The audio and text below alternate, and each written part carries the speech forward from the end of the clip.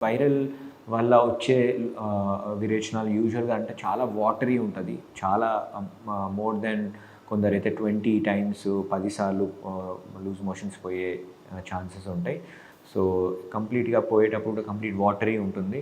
And so, ఇన్ని times పోవడం వల్ల వాళ్ళు కంప్లీట్‌లీ డీహైడ్రేట్ అయ్యే ఛాన్సెస్ ఉంటాయి. టంగ్ కంప్లీట్‌గా డ్రై అవ్వడము, యూరిన్ ఎక్కువ రాకపోవడము, వచ్చిన యెల్లోయిష్‌గా రావడము.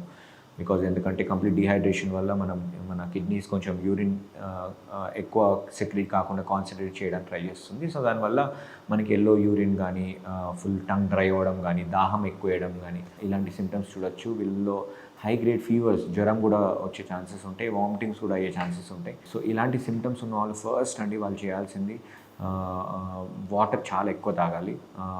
మన వాటర్ కాకుండా ఓఆర్ఎస్ కానీ, ఈ వాటర్ ఇంటేక్ అని చాలా ఎక్కువ ఉండాలి. వాళ్ళ వెయిట్ బట్టి ఒక అట్లీస్ట్ 5 లీటర్స్ వాటర్ ఇంటేక్ అయితే ఖచ్చితంగా ఉండేటట్టు చూసుకోవాలి.